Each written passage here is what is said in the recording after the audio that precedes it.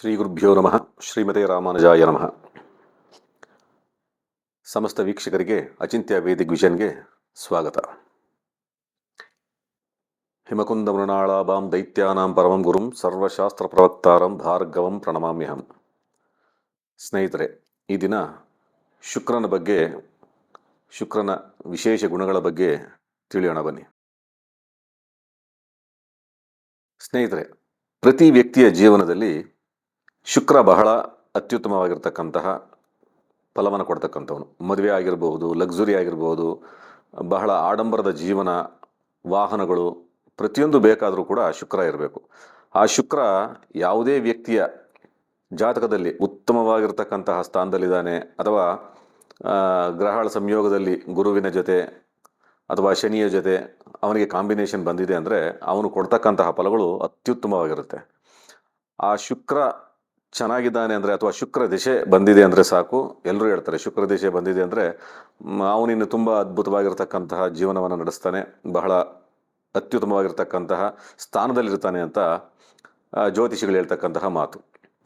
ನಾವು ಆ ಶುಕ್ರನನ್ನು ದೈತ್ಯ ಗುರು ಅಂತ ಹೇಳ್ತೀವಿ. ದೈತ್ಯ ಅಂದರೆ ರಾಕ್ಷಸರ ಗುರುವಾಗಿರ್ತಕ್ಕಂತಹ ಶುಕ್ರ ಎಲ್ಲರ ಜೀವನವನ್ನು ಏನು ಮಾಡ್ತಾನೆ ಅಂದರೆ ಲಕ್ಸುರಿ ಲೈಫ್ ತಗೊಂಡು ಹೋಗ್ತಾನೆ. ಆದರೆ ಮೋಕ್ಷ ಅಥವಾ ದೈವಗುಣ ಇದನ್ನು ಸ್ವಲ್ಪ ಕಡಿಮೆ ಮಾಡ್ತಾನೆ. ಯಾಕೆ ಅಂದರೆ ಅಫ್ಕೋರ್ಸ್ ಎಲ್ಲರಿಗೂ ಆ ಶುಕ್ರ ಬಂದಿದ್ದಾನೆ ಅಂದ ತಕ್ಷಣ ಸ್ವಲ್ಪ ಹೆವಿ ಲಕ್ಸುರಿ ಬಂದಾಗ ಮನುಷ್ಯನಿಗೆ ದೇವರ ಕಡೆ ಒಲಿಯೋದು ಸ್ವಲ್ಪ ಕಡಿಮೆ ಇರುತ್ತೆ. ಹಾಗಾದರೆ ದೇವರು ಇಲ್ಲ ಅಂತ ಅಲ್ಲ, ದೇವರ ಕಡೆ ಹೋಗಲ್ಲ ಮನಸ್ಸು ಅನ್ನೋದಲ್ಲ, ಆದರೆ ಸಾಮಾನ್ಯವಾಗಿ ಹಣ ಬಂದವನಿಗೆ ಅಹಂಕಾರ ಅನ್ನೋದು ಪಕ್ಕದಲ್ಲೇ ಇರುತ್ತೆ. ಅವೆರಡು ಒಟ್ಟೊಟ್ಟಿಗೆ ಜೀವನ ನಡೆಸ್ತಕ್ಕಂತಹದ್ದು. ಹಾಗಾಗಿ ನಾವೇನಂದ್ಕೊಂತೀವಿ ಶುಕ್ರ ಬಂದಿದ್ದಾನೆ ಅಂದ ತಕ್ಷಣ ಬಹಳ ಲಕ್ಸುರಿ ಜೀವನ ಇರುತ್ತೆ ಅಂತ. ಸತ್ಯ ಏನು ಅಂದರೆ ಶುಕ್ರನೇ ಆ ಲಕ್ಸುರಿ ಜೀವನವನ್ನು ಅನುಭವಿಸ್ಲಿಲ್ಲ. ಅವನ ಒಂದು ವಿಶೇಷವಾಗಿರ್ತಕ್ಕಂತಹ ಸಂಚಿಕೆ ಆ ಶುಕ್ರನನ್ನ ಹೇಗಿದ್ದ, ಶುಕ್ರನ ಕಥೆಯನ್ನು ಕೇಳೋಣ ಬನ್ನಿ. ಹಿಂದೆ ದಾನವರು ಮತ್ತು ದೇವತೆಗಳು ಅಂದರೆ ರಾಕ್ಷಸರು ಮತ್ತು ದೇವತೆಗಳು ಜಗಳ ಆಗುತ್ತೆ. ಇಂದಿನ ಸಂಚಿಕೆಯಲ್ಲಿ ಹೇಳಿದ್ದೀನಿ, ಆ ಒಂದು ಸಮುದ್ರ ಮಥನವನ್ನು ಮಾಡಬೇಕಾದ್ರೆ ರಾಕ್ಷಸರು ಒಂದು ಅಮೃತ ಪಾನವನ್ನು ಮಾಡಬೇಕು, ಅಮೃತವನ್ನು ತಗೋಬೇಕು ಅನ್ನುವಂಥ ಉದ್ದೇಶದಿಂದ ದೇವತೆಗಳ ಮೋಸ ಅಂದರೆ ದೇವತೆಗಳಿಗೆ ಒಂದು ಮನುಷ್ಯ ಸತ್ತ ಅಂದರೆ ಮತ್ತೆ ಬದುಕಿ ಬರೋದು ಸಾಧ್ಯ ಇಲ್ಲ. ಆದರೆ ಶುಕ್ರಾಚಾರ್ಯರ ಬಳಿ ಒಂದು ಅಮೂಲ್ಯವಾಗಿರ್ತಕ್ಕಂತಹ ತಪಸ್ಸನ್ನು ಮಾಡಿ ಶಿವನಿಂದ ವರವನ್ನು ಬೇಡಿ ಆ ಒಂದು ವಿದ್ಯೆಯನ್ನು ಕಲ್ತಿರ್ತಾನೆ. ಮೃತ ಸಂಜೀವಿನಿ ವಿದ್ಯೆ ಅಂತ. ಅಂದರೆ ಯಾರಾದರೂ ತೀರು ಹೋದರೆ, ಯಾರಾದರೂ ಸತ್ತು ಹೋದರೆ ಅವರನ್ನು ಬದುಕಿಸುವಂತಹ ಶಕ್ತಿ ಶುಕ್ರನಲ್ಲಿದೆ.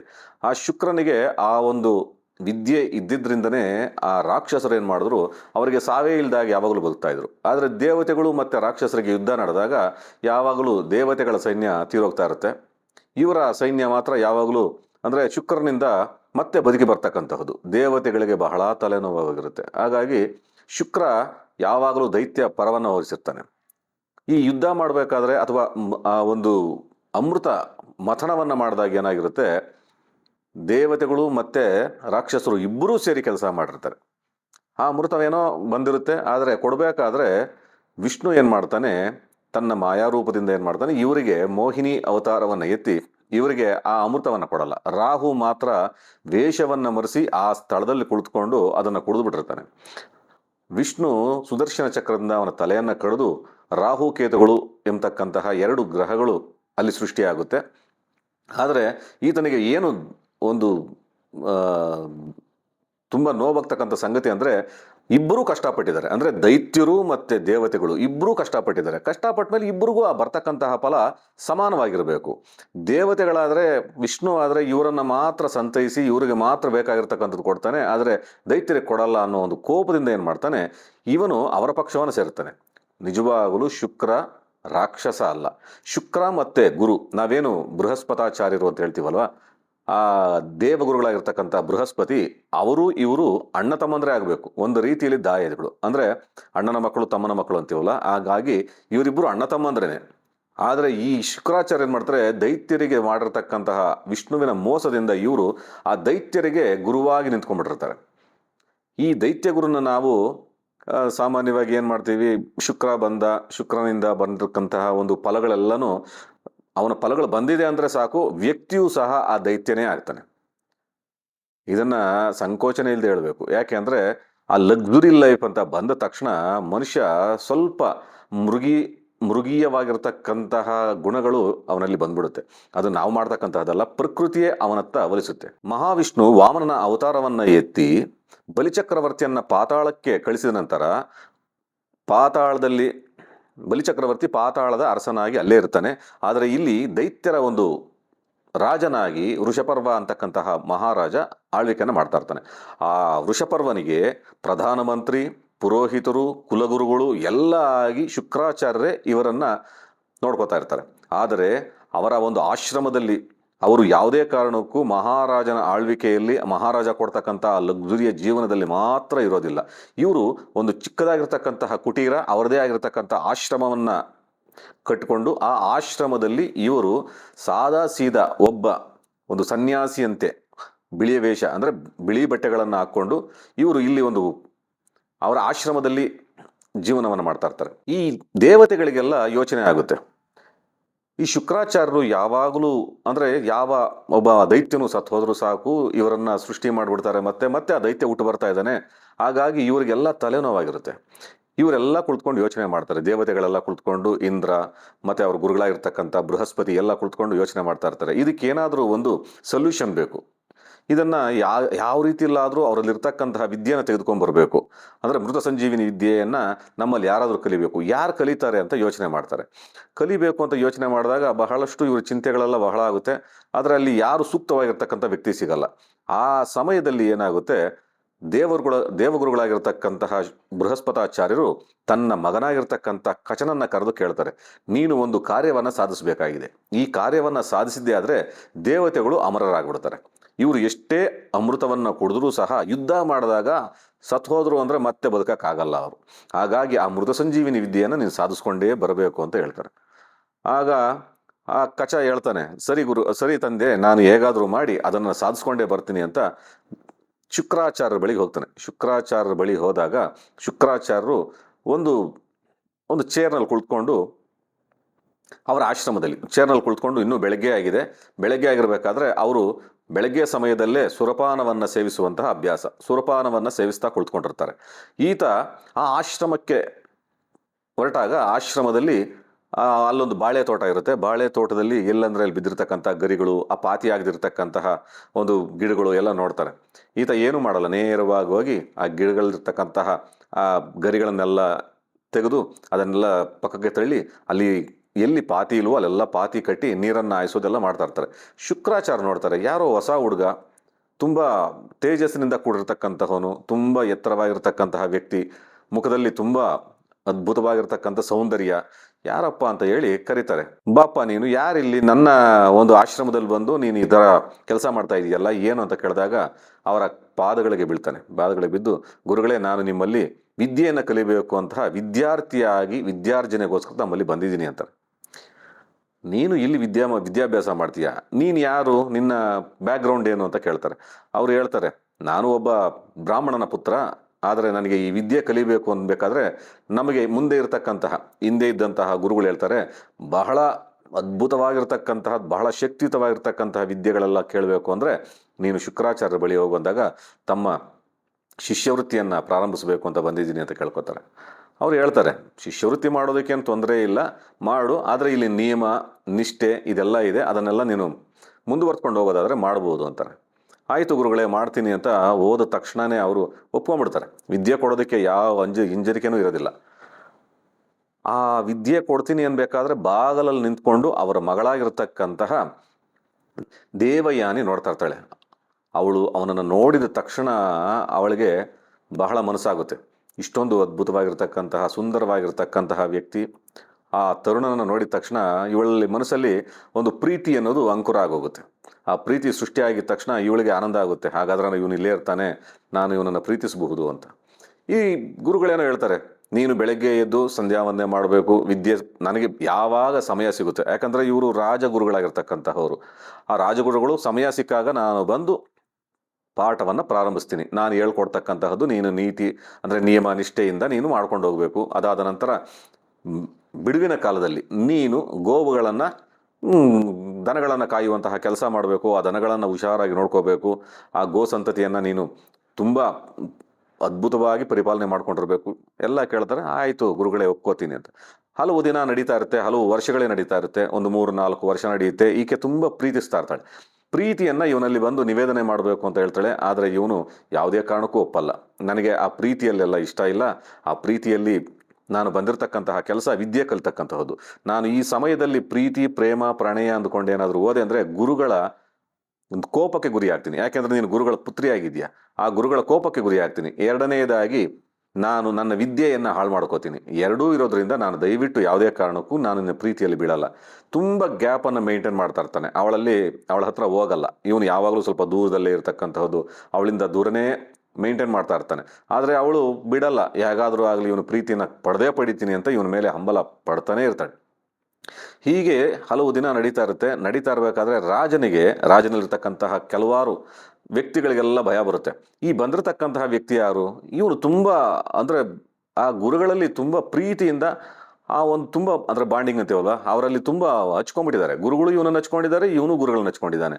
ಇವರಲ್ಲಿ ಯಾವುದೇ ಇರತಕ್ಕಂತಹ ಭಿನ್ನ ಮನಸ್ಸು ಇಲ್ಲ. ಈ ಅವ್ರಿಗೆ ರಾಜನು ಅಂದರೆ ರಾಕ್ಷಸರಿಗೆ ಭಯ ಆಗುತ್ತೆ. ಬಂದಿರತಕ್ಕಂತಹವನು ಯಾರೋ ಒಬ್ಬ ವ್ಯಕ್ತಿ, ಈ ವ್ಯಕ್ತಿ ಬಂದು ಮುಂದೆ ಏನಾದರೂ ತೊಂದರೆ ಆಗ್ಬೋದಾ, ಇವನಿಂದ ನಮ್ಮ ರಾಜ್ಯಕ್ಕೆ ತೊಂದರೆ ಆಗ್ಬೋದಾ, ಇವನು ಕೇಳ್ತಾ ಇರ್ತಕ್ಕಂತಹ ವಿದ್ಯೆ ಎಂತಹದ್ದು, ಅಥವಾ ರಾಜರು ಅಂದರೆ ಶುಕ್ರಾಚಾರ್ಯರು ಇವನಿಗೆ ಆ ಒಂದು ಮೃತ ಸಂಜೀವಿನಿ ವಿದ್ಯೆಯನ್ನು ಕೊಟ್ಟರೆ ಇದರಿಂದ ಏನಾದರೂ ತೊಂದರೆ ಆಗ್ಬೋದಾ ಅಂತ ಏನು ಮಾಡ್ತಾರೆ, ಇವನ ಬಗ್ಗೆ ಬಹಳ ಹುಡುಕಾಡ್ತಾರೆ. ಬಹಳ ಹುಡುಕಾಡಿದಾಗ ಇವ್ರಿಗೆ ಸಿಕ್ಬಿಡುತ್ತೆ, ಇವನು ಬೃಹಸ್ಪತಿಯ ಮಗನೇ, ಕಚನಾಗಿರ್ತಕ್ಕಂತಹವನು ಅಂತ. ಆವಾಗ ಇವರಿಗೆ ಭಯ ಶುರುವಾಗುತ್ತೆ. ಓ, ಹಾಗಾದರೆ ಮುಂದೊಂದು ದಿನ ಖಂಡಿತವಾಗಲೂ ಇವನಿಂದ ನಮಗೆ ತೊಂದರೆ ಆಗುತ್ತೆ ಅಂತ ಏನು ಮಾಡ್ತಾರೆ, ಅವರೇ ಯೋಚನೆ ಮಾಡ್ತಾರೆ. ಮಹಾರಾಜ ಅಲ್ಲ, ಅಲ್ಲಿರ್ತಕ್ಕಂತಹ ಬೇರೆ ಸೈನ್ಯಾಧಿಪತಿಗಳು, ಸೈನಿಕರು ಎಲ್ಲ ಯೋಚನೆ ಮಾಡ್ತಾರೆ, ಇವನಿಂದ ತೊಂದರೆ ಆಗುತ್ತೆ ಅಂತ ಏನು ಮಾಡ್ತಾರೆ, ಇವನನ್ನು ಹೇಗಾದರೂ ಮಾಡಿ ಇವನನ್ನು ಸಾಯಿಸ್ಬಿಡೋಣ ಅಂತ ಯೋಚನೆ ಮಾಡಿ ಅವನನ್ನು ಒಂದು ಸಾರಿ ಸಾಯಿಸ್ಬಿಡ್ತಾರೆ. ಸಾಯಿಸಿ ಆ ಒಂದು ದೇಹವನ್ನು ತೆಗೆದುಕೊಂಡು ಹೋಗಿ ನರಿಗಳಿಗೆ ಹಾಕ್ಬಿಡ್ತಾರೆ. ನರಿಗಳಿಗೆ ಹಾಕಿದಾಗ ಸಂಜೆ ಆಯಿತು. ಆಶ್ರಮಕ್ಕೆ ಗೋವುಗಳನ್ನು ಕರೆದುಕೊಂಡು ಕಚ ಬರಲಿಲ್ಲ. ಗುರುಗಳಿಗೆ ಆತಂಕ, ಏನು ಓದೋನು ಬರಲೇ ಇಲ್ವಲ್ಲ, ಏನಾಯಿತು ಅಂತ. ಈ ಕಡೆ ಮಗಳು ಅಳ್ತಾ ಕುಳಿತುಕೊಂಡಿದ್ದಾಳೆ. ಯಾಕಮ್ಮ ಅಳ್ತಾ ಇದೆಯಾ ಅಂದರೆ, ನಿಮ್ಮ ಶಿಷ್ಯ ಇನ್ನೂ ಬರಲಿಲ್ಲ, ಏನಾಗಿದೆಯೋ ಏನೋ, ಕಾಡುಗೋದವನು ಪ್ರಾಣಿಗಳೇನಾದ್ರು ತಿಂದಾಯ್ತೋ ಏನೋ, ದಯವಿಟ್ಟು ನೀವು ಅವನ್ನ ಬದುಕಿಸಿ ಅಂತ. ಇವರು ಯೋಗದಿಂದ ಯೋಚನೆ ಮಾಡಿ ನೋಡ್ತಾರೆ, ಅವನು ಮರಣವನ್ನು ಹೊಂದಿ ತೋಳಗಳ ಹೊಟ್ಟೆಯಲ್ಲಿ ತುಂಬಿಕೊಂಡಿದ್ದಾನೆ. ಈ ಶುಕ್ರಾಚಾರ್ಯ ಏನು ಮಾಡಿದ್ರು, ಒಡನೆ ಆ ಒಂದು ಹೋಮಕುಂಡವನ್ನು ಸೃಷ್ಟಿ ಮಾಡಿ ಹೋಮಕುಂಡದಲ್ಲಿ ಚರುವನ್ನು ತೆಗೆದುಕೊಂಡು ಆ ಮೃತ ಸಂಜೀವಿನಿ ವಿದ್ಯೆಯ ಏನೇನಿದೆಯೋ ಅದನ್ನೆಲ್ಲ ಪ್ರಯೋಗ ಮಾಡೋಕ್ಕೆ ಶುರು ಮಾಡ್ತಾ ಇದ್ದಾರೆ. ಪ್ರಯೋಗ ಮಾಡ್ತಾ ಇದ್ದಾಗೆ ಕಚನನ್ನು ಕರೀತಾರೆ. ಕಚ, ನೀನು ಎದ್ದು ಬಾ ಅಂತ. ಎದ್ದು ಬಾ ಅಂದ ತಕ್ಷಣ ತೋಳಗಳ ಹೊಟ್ಟೆಯಲ್ಲಿರ್ತಕ್ಕಂಥ ಕಚ ಆ ತೋಳಗಳನ್ನು ಸೀಳ್ಕೊಂಡು ಹೊರಗಡೆ ಬರ್ತಾನೆ. ಹೊರಗಡೆ ಬಂದು ಮತ್ತೆ ಯಥಾಸ್ಥಾನ ಅಂದರೆ ಮುಂದೆ ಹೇಗಿದ್ನೋ ವ್ಯಕ್ತಿ ಅದೇ ರೀತಿಯಾಗಿರ್ತಕ್ಕಂಥ ವ್ಯಕ್ತಿಯಾಗಿ ಬರ್ತಾನೆ. ಕೇಳ್ತಾರೆ ಗುರುಗಳು, ಏನಾಯ್ತಪ್ಪ ಅಂತ. ಗುರುಗಳೇ, ನನಗೆ ಗೊತ್ತಿಲ್ಲ, ಇಂದಿನಿಂದ ಯಾರೋ ಬಂದು ಹೊಡೆದಾಗಾಯಿತು ಅಷ್ಟೇ, ಅಲ್ಲೇ ಅದಾದ ನಂತರ ನನಗೆ ಏನೂ ಗೊತ್ತಿಲ್ಲ, ಮತ್ತೆ ನೋಡ್ತೀನಿ, ನಾನು ನಿಮ್ಮ ಮುಂದೆ ಇದ್ದೀನಿ. ಸರಿ ಆಯಿತು, ನಾನು ನಿನ್ನ ಬದುಕಿಸಿದ್ದೀನಿ, ಸಂತೋಷ ಆಯಿತು, ನಿನ್ನ ವಿದ್ಯಾಭ್ಯಾಸವನ್ನು ಮುಂದುವರಿಸು ಅಂತ. ಇದೇ ರೀತಿ ಸ್ವಲ್ಪ ದಿನ ನಡೀತಾ ಇದೆ. ಈ ಮಹಾರಾಜನ ಆಳ್ವಿಕೆಯಲ್ಲಿ ಇರ್ತಕ್ಕಂಥವ್ರಿಗೆಲ್ರಿಗೂ ಒಂದು ಆತಂಕ, ಮತ್ತೆ ಇವನು ಏನೇನೋ ಶುರು ಮಾಡ್ತಾನೋ, ಇದರಿಂದ ತೊಂದರೆ ಆಗುತ್ತೋ ಅಂತ ಏನು ಮಾಡ್ತಾರೆ, ಮತ್ತೊಂದು ದಿನ ಏನು ಮಾಡ್ತಾರೆ, ಅವನನ್ನು ಸಾಯಿಸಿ ಸಮುದ್ರದಲ್ಲಿರೋ ಮೀನುಗಳಿಗೆ ಹಾಕ್ಬಿಡ್ತಾರೆ. ಮಗಳು ಅಳ್ತಾ ಕುಳಿತುಕೊಂಡಿದ್ದಾಳೆ, ಶುಕ್ರಾಚಾರ್ಯರ ಮಗಳಾಗಿರ್ತಕ್ಕಂಥ ದೇವಯಾನಿ. ತಂದೆ ಬರಲಿಲ್ಲ, ಅವನು ಏನಾಯಿತು ನೋಡಿ, 3 ದಿನ ಆಗಿದೆ ಬರಲಿಲ್ಲ. ಅಮ್ಮ, ಅವನು ಓದ, ನೀನು ಯಾಕೆ ತಲೆ ಕೆಡಿಸ್ಕೋತೀಯ, ಬಿಡು ಅಂದರೂ ಕೇಳ್ತಾ ಇಲ್ಲ. 3 ದಿನ ಉಪವಾಸ ವ್ರತವನ್ನು ಮಾಡ್ತಾಳೆ. ಅವಳು ಊಟನೇ ಮಾಡೋದಿಲ್ಲ, ಕಣ್ಣೀರು ಹಾಕ್ತಾ ಕುಳಿತುಕೊಂಡಿರ್ತಾಳೆ. ಈ ತಂದೆ ಅವನ ಬಗ್ಗೆ ನೀನು ಯಾಕಮ್ಮ ಯೋಚನೆ ಮಾಡ್ತೀಯಾ, ಹೋದ್ರೆ ಹೋಗ್ತಾನೆ ಬಿಡು, ವ್ಯಕ್ತಿ ಬದುಕದ ಮೇಲೆ ಹಲವು ದಿನ ಇರ್ತಾನೆ, ಸಾಯ್ತಾನೆ, ಅವನ ಸಾವು ಹೀಗೆ ಇದೆ ಅಂದಾಗ ಹೋಗ್ತಾನೆ ಬಿಡು ಅಂದರೆ ಇವಳು ಹೇಳೋದೇ ಇಲ್ಲ, ಹಠ ತೊಟ್ಕೊಂಡು ಕುಳಿತುಕೊಂಡಿರ್ತಾಳೆ. ಸರಿ, ನಿನ್ನ ಮಗಳು ಊಟನೇ ಮಾಡ್ತಾ ಇಲ್ಲ, ಮಗಳಿಗೆ ಎಷ್ಟೆಷ್ಟು ಹೇಳ್ತಾಳೆ, ನೀನು ಮಾಡ್ತಾ ಇರ್ತಕ್ಕಂಥದ್ದು ಸರಿ ಇಲ್ಲ, ನಿನ್ನ ಮನಸ್ಸಿನಲ್ಲಿ ಭಾವನೆಗಳೇನೋ ಚೇಂಜ್ ಆಗಿದೆ, ಅದರಿಂದ ಮುಂದೆ ಒಂದು ತೊಂದರೆ ಆಗುತ್ತೆ, ಬೇಡ ಅಂದರೆ ಕೇಳೋದೇ ಇಲ್ಲ. ಅವಳು ಹಠ ತೊಟ್ಟು ಕುತ್ಕೋತಾರೆ. ಮತ್ತೆ ಏನೂ ಮಾಡೋಕ್ಕಾಗಲ್ಲ. ಆ ಶುಕ್ರಾಚಾರ್ಯರಿಗೆ ಹೇಗಾದರೂ ಮಾಡಿ ಬದುಕಿಸ್ಬೇಕು ಅಂತ ಮತ್ತೆ ಯೋಚನೆ ಮಾಡಿ ನೋಡ್ತಾರೆ. ಅವರ ದಿವ್ಯ ಜ್ಞಾನಕ್ಕೆ ಸಮುದ್ರದಲ್ಲಿರ್ತಕ್ಕಂತಹ ಮೀನಿನ ಹೊಟ್ಟೆಯಲ್ಲಿದ್ದಾನೆ. ಮತ್ತೆ ಇವರು ಮೃತ್ಸಂಜೀವಿನಿ ವಿದ್ಯೆ ಪ್ರಯೋಗ ಮಾಡ್ತಾರೆ. ಅವನು ಮತ್ತೆ ಆ ಮೀನನ್ನು ಹೊಡೆದುಕೊಂಡು ಹೊರಗಡೆ ಬರ್ತಾನೆ. ಹೀಗೆ ನಡೀತಾ ಇರುತ್ತೆ. ಸ್ವಲ್ಪ ದಿನ ಆದಮೇಲೆ ಮಗಳು ಬಂದು ತಂದೆಯ ಬಳಿ ನಿವೇದನೆ ಮಾಡ್ತಾಳೆ, ತಂದೆ, ನಾನು ಅವನ್ನ ಪ್ರೀತಿಸ್ತಾ ಇದ್ದೀನಿ, ಹೀಗೆ ಹಾಗೆ ಅಂತ. ಆದರೆ ಈ ಕಚ ಯಾವುದೇ ಒಂದು ಅವನ ಎಕ್ಸ್ಪ್ರೆಷನ್ನು ಇರೋದಿಲ್ಲ. ಗುರುಗಳೇ, ದಯವಿಟ್ಟು ಕ್ಷಮಿಸಿ, ನಾನು ಬಂದಿರತಕ್ಕಂತಹ ವಿದ್ಯೆ ಕಲಿಯೋದಕ್ಕೆ, ನಾನು ವಿದ್ಯೆ ಕಲಿಬೇಕು, ನಿಮ್ಮ ವಿದ್ಯೆ ತಿಳ್ಕೊಂಡು ಮನೆಗೆ ಹೋಗಬೇಕು ಅಷ್ಟೇ. ಅದು ಬಿಟ್ಟು ನನ್ನ ಬೇರೆ ಯಾವ ಭಾವನೆಗಳು ನನ್ನಲ್ಲಿಲ್ಲ. ಆಕೆಯ ಬಳಿ, ಆಕೆಯ ಉದ್ದೇಶ ನನ್ನಲ್ಲಿ ಯಾವುದೂ ಇಲ್ಲ. ನನಗೆ ಪ್ರೀತಿ ಮಾಡಬೇಕು ಅಥವಾ ಆಕೆಯನ್ನು ಕೈ ಹಿಡಿಬೇಕು, ಗುರುಗಳ ಮಗಳನ್ನೇ ಹಿಡಿಬೇಕು, ಯಾವುದೂ ಇಲ್ಲ. ಹಾಗಾಗಿ ನಾನು ದಯವಿಟ್ಟು ಕ್ಷಮಿಸಿ, ನಾನು ಇದರಲ್ಲಿ ಇಲ್ಲ ಅಂದಾಗ ಗುರುಗಳಿಗೆ ಸಂತೋಷ ಆಗುತ್ತೆ. ನೋಡ್ದ, ಒಳ್ಳೆಯ ವಿದ್ಯಾರ್ಥಿ, ಒಳ್ಳೆಯ ಶಿಷ್ಯನು ನನಗೆ ಸಿಕ್ಕಿದ್ದಾನೆ. ಇಂಥ ಶಿಷ್ಯ ಪಡಿಬೇಕಾದ್ರೆ ತುಂಬ ನೀತಿ ನಿಯಮ, ಅವನಲ್ಲಿ ಇರ್ತಕ್ಕಂಥ ಗುಣಗಳನ್ನು ನೋಡಿ ಅವನ ಮೇಲೆ ಇವರಿಗೆ ಪ್ರೇಮ. ನೋಡ್ದ, ಇಂತಹ ಒಬ್ಬ ಶಿಷ್ಯ ಸಿಗೋದೇ ಅದ್ಭುತವಾಗಿದೆ, ಅಂತ ಯಾವ ಗುರುಗಳಿಗೂ ಸಿಗಲ್ಲ ಅಂತ ಒಬ್ಬ ಶಿಷ್ಯ ಸಿಕ್ಕಿದ್ದಾನೆ ಅಂತ ಇವ್ರಿಗೆ ತುಂಬ ಸಂತೋಷ ಆಗ್ತಾ ಇರುತ್ತೆ. ಸರಿ, ಇದೇ ರೀತಿ ಮುಂದುವರಿತಾ ಇದೆ. ಇನ್ನೊಂದು ದಿನ ಏನು ಮಾಡಿದ್ರು, ಇಲ್ಲಿ ರಾಜರಿಗೆ ಭಯ, ಇವನು ಮುಂದೆ ಏನೋ ಒಂದು ತೊಂದರೆ ಮಾಡ್ತಾ ಇದ್ದಾನೆ, ಇವನಿಂದ ತೊಂದರೆ ಆಗುತ್ತೆ ಅಂತ ಏನು ಮಾಡ್ತಾರೆ, ಅವನನ್ನು ಸಂಹಾರ ಮಾಡ್ತಾರೆ. ಅವನನ್ನು ಸಾಯಿಸಿ ಅವನನ್ನು ಬೂದಿ ಮಾಡಿ ಅವನ ಬೂದಿಯನ್ನು ತೆಗೆದುಕೊಂಡು ಬಂದು, ಈ ಶುಕ್ರಾಚಾರ್ಯರು ಪ್ರತಿನಿತ್ಯ ಅವರು ಡ್ರಿಂಕ್ಸ್ ಮಾಡೋದು ಅವ್ರಿಗೊಂದು ಹ್ಯಾಬಿಟ್. ಡ್ರಿಂಕ್ಸ್ ಮಾಡಬೇಕಾದ್ರೆ ಆ ಡ್ರಿಂಕ್ಸಲ್ಲಿ ಮಿಕ್ಸ್ ಮಾಡಿಟ್ಬಿಟ್ಟಿರ್ತಾರೆ. ಆ ಸುರಪಾನ ಏನಿದೆ ಅದರಲ್ಲಿ ಮಿಕ್ಸ್ ಮಾಡಿಟ್ಟಿರ್ತಾರೆ. ಬೆಳಗ್ಗೆ ಕುಳಿತುಕೊಂಡು ಇವರು ಅದನ್ನು ಕುಡಿಬೇಕು ಅಂತ ಕುಡಿತಾರೆ. ಕುಡ್ದಿದ್ದಾಗುತ್ತೆ, ಇವ್ರಿಗೇನೋ ಒಂದು ಚೇಂಜಸ್ ಕಾಣುತ್ತೆ. ಇಲ್ಲಿ ಏನೋ ಬೇರೆ ಇದೆಯಲ್ಲ, ಇದರಲ್ಲಿ ಏನೋ ಬೇರೆ ಮಿಕ್ಸ್ ಆಗಿದೆ ಅಂದರೆ ಅವರಿಗೆ ಅದರಲ್ಲಿ ಆ ಒಂದು ಬೇರೆ ಸಿಕ್ಕ ಒಂದು ಆ ರುಚಿ ನೋಡಿದ ತಕ್ಷಣ ಇವ್ರು ಅಂದ್ಕೊಂಡ್ಬಿಡ್ತಾರೆ ಏನೋ ಬೇರೆ ಸೇರಿದೆ, ಅಂದರೆ ಇದರಲ್ಲಿ ಇಂದ ಏನೋ ತೊಂದರೆ ಇರಬೇಕು ಅಂತ ಏನು ಮಾಡ್ತಾರೆ, ಅವರು ಮತ್ತೆ ಕುಳಿತುಕೊಂಡು ಆ ಯೋಗ ದೃಷ್ಟಿಯಿಂದ ನೋಡ್ತಾರೆ. ಇಲ್ಲಿ ಒಂದು ಯಾವುದೋ ಒಂದು ದೇಹದಲ್ಲಿ ಅಂದರೆ ಪ್ರಾಣಿಯ ಒಂದು ದೇಹ, ಅದನ್ನು ಸುಟ್ಟು ಅದು ನನ್ನ ಹೊಟ್ಟೆ ಒಳಗಡೆ ಹೋಗಿದೆ. ಇವರು ಯೋಗದಿಂದ ಯೋಚನೆ ಮಾಡ್ತಾರೆ. ನೋಡಿದ್ರೆ ಇಲ್ಲಿ ಶಿಷ್ಯನಾಗಿರ್ತಕ್ಕಂಥ ಕಚನ ಬೂದಿ. ಅವರು ತನ್ನ ಜ್ಞಾನದಿಂದ ಕೇಳ್ತಾರೆ, ಕಚ, ನೀನು ದೇಹವನ್ನು ಸೇರಿದೆಯಾ, ನನ್ನ ದೇಹವನ್ನೇ ಸೇರಿಬಿಟ್ಟಿದೆಯಾ ಈಗ ಅಂತ. ಅವನು ಹೇಳ್ತಾನೆ, ಹೌದು ಗುರುಗಳೇ, ನನ್ನನ್ನು ಈ ರೀತಿ ಅಂದರೆ ಸಾಯಿಸಿ ನನ್ನನ್ನು ಬೂದಿ ಮಾಡಿ ನಿಮ್ಮ ಹೊಟ್ಟೆಗೆ ಸೇರಿಸಿದರೆ ನಾನೀಗ ನಿಮ್ಮ ಹೊಟ್ಟೆ ಸೇರಿಬಿಟ್ಟಿದ್ದೀನಿ ಅಂತ. ಶುಕ್ರಾಚಾರ್ಯರಿಗೆ ಎಲ್ಲಿಲ್ದಿರತಕ್ಕಂತಹ ಯೋಚನೆ ಶುರುವಾಗುತ್ತೆ. ಇದು ಎಂಥ ಒಂದು ಕಾರ್ಯ ಆಗೋಗಿದೆ, ಇನ್ನು ಏನು ಮಾಡೋದು, ಅವನನ್ನು ಉಳಿಸ್ಬೇಕು ಅಂದರೆ ನಾನು ಸಾಯಬೇಕು, ನಾನು ಸತ್ತು ಇವನು ಉಳಿಸ್ಬೇಕು, ಇದು ಎಂತಹ ಧರ್ಮ ಸಂಕಟಕ್ಕೆ ಸಿಕ್ಕಾಕಿದೆ. ಅವಾಗ ಯೋಚನೆ ಮಾಡ್ತಾರೆ, ನೋಡು ಕಚ, ಈ ಒಂದು ಸಂದರ್ಭವನ್ನು ಬಹಳ ನೀನು ಗಮನ ಇಟ್ಟು ಕೇಳು. ನಾನು ಹೇಳ್ತಕ್ಕಂತಹ ಮಂತ್ರಗಳು, ಛಂದಸ್ಸು, ವೇದಗಳು ಯಾವುದು, ಮಾಡ್ತಕ್ಕಂತಹ ಹೋಮ ಯಾವುದು ಒಂದು ಚೂರು ಹೆಚ್ಚು ಕಡಿಮೆ ಆಗಬಾರ್ದು. ಅದು ಒಂದು ಸ್ವಲ್ಪ ಹೆಚ್ಚು ಕಡಿಮೆ ಆದರೆ ನೀನು ಸಾಯ್ತೀಯ, ನಾನು ಸಾಯ್ತೀವಿ. ಹಾಗಾಗಿ ನೀನು ಬಹಳ ಗಂಭೀರವಾಗಿ ಗಮನವನ್ನು ಇಟ್ಟು ಕೇಳು ಅಂತ ಹೇಳಿದಾಗ, ಹೇಳಿ ಗುರುಗಳೇ, ನೀವು ಏನು ಹೇಳ್ತೀರೋ ಅದನ್ನು ನಾನು ಚಾಚೂ ತಪ್ಪದೆ ಮಾಡ್ತೀನಿ. ನಾನೀಗ ನಿನ್ನನ್ನು ಉಳಿಸ್ಕೋತೀನಿ, ಅಂದರೆ ನಾನು ಸಾಯ್ತಾ ಇದ್ದೀನಿ, ನಾನು ಮೃತ ಸಂಜೀವಿನಿ ವಿದ್ಯೆಯಿಂದ ನಾನು ನಿನ್ನನ್ನು ಉಳಿಸ್ಕೋತೀನಿ. ಹಾಗಾಗಿ ನೀನು ಹೊರಗಡೆ ಬರೋ ಕ್ಷಣಕ್ಕೆ ನಾನು ಸತ್ತೋಗಿರ್ತೀನಿ, ನಾನಿರಲ್ಲ. ಮತ್ತೆ ಇದನ್ನು ನೀನು ಶುರು ಮಾಡಬೇಕು, ನೀನು ನನ್ನನ್ನು ಉಳಿಸ್ಕೋಬೇಕು ಅಂತ. ಆಗಲಿ ಗುರುಗಳೇ, ಏನು ಹೇಳಿ ಅಂದಾಗ ಮೃತ ಸಂಜೀವಿನಿ ವಿದ್ಯೆಯಿಂದ ಕಚನನ್ನು ಉಳಿಸ್ಕೋತಾರೆ. ಆಗ ಶುಕ್ರಾಚಾರ್ಯರ ದೇಹ ಚಿಂದಿಯಾಗಿ ಅದರಿಂದ ಹೊರಗಡೆ ಬಂದ್ಬಿಡ್ತಾನೆ. ಮತ್ತೆ ಮೃತ ಸಂಜೀವಿನಿ ವಿದ್ಯೆಯಿಂದ ಯಾಗವನ್ನು ಮಾಡೋಕ್ಕೆ ಶುರು ಮಾಡ್ತಾನೆ. ಯಾಗವನ್ನು ಮಾಡಿದಾಗ ಆ ಶುಕ್ರಾಚಾರ್ಯರ ದೇಹ ಮೊದಲು ಹೇಗಿತ್ತೋ ಆ ಮೊದಲಾಗಿರ್ತಕ್ಕಂಥವ್ನು ಬರ್ತಾನೆ. ಬಂದ ತಕ್ಷಣ ಬಹಳ ಸಂತೋಷ ಆಗುತ್ತೆ, ನೀನು ಮತ್ತೆ ಈ ವಿದ್ಯೆಯನ್ನು ಕಲ್ತ್ಕೊಂಡು ನನ್ನನ್ನು ಉಳಿಸ್ಕೊಂಡಿದ್ದೀಯ ಅಂತ. ಆ ಕ್ಷಣದಲ್ಲಿ ಮಗಳು ಬಂದು ಕೇಳ್ತಾಳೆ, ನೀನು ಏನಾದರೂ ಆಗಲಿ ನನಗೆ ಗೊತ್ತಿಲ್ಲ, ಈಗ ನನ್ನನ್ನು ಮದುವೆ ಆಗಬೇಕು ಅಂತ ಕುಳಿತುಕೊಂಡು ಕೇಳ್ತಾಳೆ. ಆದರೆ ಈತ ಒಪ್ಪೋದೇ ಇಲ್ಲ, ಇಲ್ಲ ನನಗೆ ಇದರಿಂದ ಇಷ್ಟ ಇಲ್ಲ, ದಯವಿಟ್ಟು ಬಿಡು ಅಂದಾಗ ಅವಳು ಶಾಪವನ್ನು ಕೊಡ್ತಾನೆ. ನೀನು ಯಾವ ಒಂದು ವಿದ್ಯೆಯನ್ನು ಕಲಿಯೋಕ್ಕೆ ಬಂದಿದೆಯೋ ಆ ವಿದ್ಯೆ ಕಲ್ತ್ಕೊಂಡಿಯಲ್ಲ, ಈ ವಿದ್ಯೆ ಕಲ್ತ್ಕೊಂಡ ಮೇಲೆ ನನ್ನನ್ನು ಮದುವೆ ಮಾಡ್ಕೊ ಅಂದರೆ ನಿನಗೇನು ತೊಂದರೆ ಅಂತ.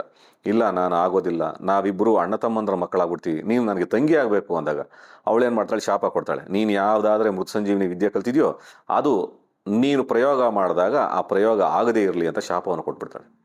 ಶಾಪವನ್ನು ಕೊಟ್ಟಾಗ ಮತ್ತೆ ಗುರುಗಳು ಹೇಳ್ತಾರೆ, ಇಲ್ಲ, ನೀನು ಒಂದು ಅಲ್ಪ ಬುದ್ಧಿಯಿಂದ ಮಾಡ್ತಾ ಇದೆಯಾ, ಇದನ್ನು ನಾವು ಧರ್ಮಗಳನ್ನು ಯೋಚನೆ ಮಾಡಬೇಕು, ಸಂಬಂಧಗಳನ್ನು ಯೋಚನೆ ಮಾಡಬೇಕು. ಹಾಗಾಗಿ ಆತ ಒಳ್ಳೆಯ ವಿದ್ಯಾವಂತ, ಒಳ್ಳೆಯ ಬುದ್ಧಿ ಇರತಕ್ಕಂಥವನು, ಹಾಗಾಗಿ ಅವನು ಮಾಡಿದ ತಪ್ಪಲ್ಲ.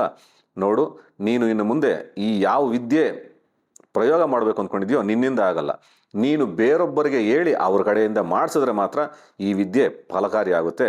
ಹಾಗಾಗಿ ಈ ವಿದ್ಯೆಯನ್ನು ತೆಗೆದುಕೊಂಡು ನೀನು ಹೋಗು ಅಂತ ಹೇಳಿ ಕಳಿಸ್ತಾರೆ. ಸ್ನೇಹಿತರೆ, ಈ ಕಥೆ ಹೇಗಿದೆ ಅಂದರೆ, ಶುಕ್ರಾಚಾರ್ಯರಿಂದ ಒಬ್ಬ ವಿದ್ಯೆ ಕಲಿಬೇಕು, ವಿದ್ಯಾರ್ಥಿಯಾಗಿ ಆ ಒಂದು ವಿದ್ಯೆಯನ್ನು ಕಲಿಬೇಕು ಅಂತ ಎಷ್ಟು ಕಷ್ಟಪಡ್ತಾನೆ ಅಂದರೆ, ಸುಮಾರು 8 ವರ್ಷಗಳ ಕಾಲ ಅವರ ಮನೆಯಲ್ಲಿದ್ದು ಬಂದಂತಹ ಕಷ್ಟ, ಪ್ರಾಣಗಳೇ ಹೋದರೂ ಕೂಡ ಆ ವಿದ್ಯಾರ್ಥಿಯಾಗಿ ಕಚ ಆ ವಿದ್ಯೆಯನ್ನು ಕಲ್ತ್ಕೊಂಡೋಗಿ ತನ್ನ ತಂದೆಗೆ ಕೊಟ್ಟು ಆ ತಂದೆಯ ಆಶೀರ್ವಾದವನ್ನು ಪಡಿತಾನೆ. ವಿದ್ಯೆ ಯಾರು ಕಲಿಬೇಕೋ ಅವರು ಕಚನಂತೆ ಅಷ್ಟು ಕಷ್ಟಪಟ್ಟು ವಿದ್ಯೆಯನ್ನು ಕಲಿಬೇಕಂತೆ. ಆ ವಿದ್ಯೆಯಿಂದ ಲೋಕಗಳಿಗೆಲ್ಲ ಒಳ್ಳೆಯದಾಗುತ್ತೆ. ಹಾಗಾಗಿ ಈ ಶುಕ್ರಾಚಾರ್ಯನ ಯಾರು ಅನುಷ್ಠಾನ ಮಾಡ್ತಾರೋ, ಆ ಶುಕ್ರನ್ನ ಯಾರು ಧ್ಯಾನ ಮಾಡ್ತಾರೋ ಅವರಿಗೆ ಆ ಶುಕ್ರನ ನಾವೇನು ಹೇಳ್ತೀವಿ, ಲಕ್ಸುರಿ ಅಂತ ಹೇಳ್ತಾ ಇದೀವಲ್ವಾ, ಆ ಲಕ್ಸುರಿ ಕೊಡ್ತಕ್ಕಂಥವನೇ ಶುಕ್ರ. ಹಾಗಾಗಿ ಮಹಾಲಕ್ಷ್ಮಿ ಮನೆಗೆ ಬರಬೇಕು ಅಂದರೆ ಶುಕ್ರ ಚೆನ್ನಾಗಿರಬೇಕು. ಶುಕ್ರ ಯಾರ ಜಾತಕದಲ್ಲಿ ಚೆನ್ನಾಗಿಲ್ವೋ ಶುಕ್ರನನ್ನು ಯಾವ ರೀತಿ ಬಲಪಡಿಸ್ಕೋಬೇಕು, ಶುಕ್ರನಿಂದ ಬರ್ತಕ್ಕಂತಹ ಫಲವನ್ನು ಪಡೆಯೋದು ಹೇಗೆ, ಅಥವಾ ಶುಕ್ರ ಎಲ್ಲಾದರೂ ಜಾತಕದಲ್ಲಿ ಬ್ಲ್ಯಾಕ್ ಆಗಿದ್ದರೆ ಅವನು ಕೂರಬಾರದ ಸ್ಥಾನದಲ್ಲಿ ಎಲ್ಲಾದರೂ ಕುಳಿತುಕೊಂಡಿದ್ರೆ ಅದನ್ನು ದಯವಿಟ್ಟು ತಮ್ಮ ತಮ್ಮ ಜಾತಕಗಳನ್ನು ಒಮ್ಮೆ ಪರಿಶೀಲನೆ ಮಾಡಿಸ್ಕೊಳ್ಳಿ. ಆ ಶುಕ್ರನ ಒಂದು ಕಾರಕತ್ವ ಏನಿದೆ ಅದು ಚೆನ್ನಾಗಿ ಬಂದಿದೆ ಅಂದರೆ ವ್ಯಕ್ತಿ ಎಷ್ಟೇ ಬಡವನಾಗಿರಲಿ ಅವನು ಶ್ರೀಮಂತನಾಗೋಗ್ತಾನೆ. ಹುಟ್ಟು ಬಡತನ ಆದರೂ ಪರವಾಗಿಲ್ಲ, ಸಾವು ಮಾತ್ರ ಬಡತನವಾಗಬಾರ್ದು. ಹಾಗಾಗಿ ಯಾರ ಜಾತಕದಲ್ಲಿ ಶುಕ್ರ ಕೆಟ್ಟಿದನೋ ಅಥವಾ ಶುಕ್ರ ಚೆನ್ನಾಗಿದ್ದಾನೋ ಮೊದಲು ಒಂದು ಸಾರಿ ಪರಿಶೀಲನೆ ಮಾಡಿಕೊಂಡು ಶುಕ್ರನನ್ನು ಬಲಪಡಿಸ್ಕೊಳ್ಳಿ. ಶುಕ್ರನ ಬಲಪಡಿಸ್ಕೊಂಡ್ರು ಅಂದರೆ ವ್ಯಕ್ತಿ ನಮ್ಮ ಲೋಕದಲ್ಲಿ ಬರಬೇಕಾಗಿರ್ತಕ್ಕಂತಹ ಗೌರವ, ಸ್ಥಾನ, ಬಾನ ಎಲ್ಲ ಸಿಗುತ್ತೆ. ಹಾಗಾಗಿ ಆ ಶುಕ್ರನ ಅನುಗ್ರಹ ಎಲ್ರಿಗೂ ಇರಲಿ ಅಂತ ಹೇಳ್ತಾ ಈ ಒಂದು ಸಂಚಿಕೆಯನ್ನು ಮುಗಿಸೋಣ. ಶ್ರೀಮಾತ್ರೇ ನಮಃ.